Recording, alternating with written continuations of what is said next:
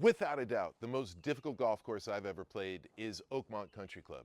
Now, I grew up playing Riviera, Pebble Beach, and PGA West, and other US Open and PGA Tour level golf courses, and none of them compared to how difficult Oakmont was. Now, the coolest thing about Oakmont is, as difficult as it is, it's really fair. Meaning this: if you hit the right shot, your ball will find the hole, or it'll find the best spot in the fairway. But if you hit the wrong shot, you'll be severely penalized. Now, the right shot doesn't always mean you're hitting a good shot. And a perfect example of that is Rory McIlroy and Shane Lowry playing this hole. You see, Rory hits driver and bombs it into the right rough, that deep, thick rough. And he says that's okay. And that's because of this. The next shot was to a back pin that was up on a tier. And if your ball is spinning too much, it'll spin off the green and it'll run 50 yards short of the green.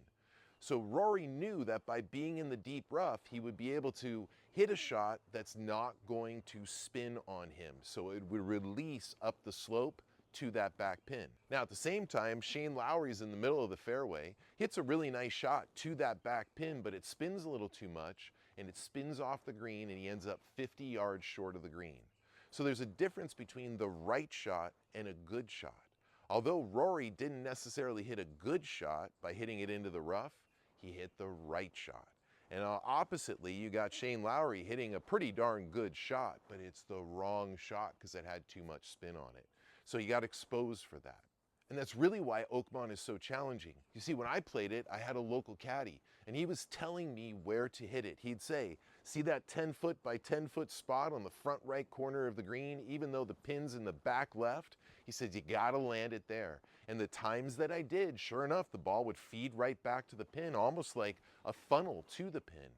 But if you slightly miss that small target, the ball will funnel off into a spot where it becomes very hard to save par. And although that's incredibly demanding, that's truly an incredible test of golf. And that's what's so great about these players playing Oakmont. If they hit it well, they'll be rewarded. You've seen lots of eagles and birdies. But if they're slightly off, all of a sudden par becomes very difficult to make. So as you're watching the tournament, I don't think you should be trying to learn how to play from deep rough, because you're never going to face rough as deep as US Open rough.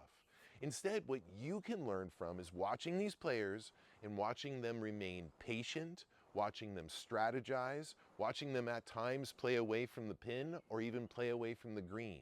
I believe it's going to be the player that makes the least amount of mistakes and not the most birdies that ends up winning this tournament.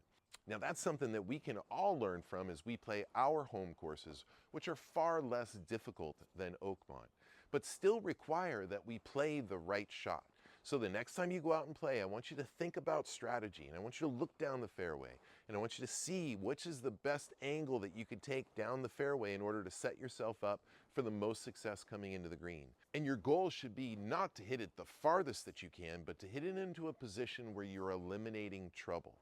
Play the right shot, and when you play the right shot, it's a lot easier to make pars and birdies. Thanks for watching, and stay connected for more tips and updates by following me on social media.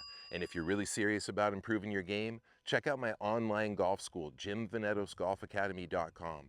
Right now, golfers are cutting their handicaps in half with the system that I teach. Links in the description below. Don't forget to subscribe. See you next time on the practice tee.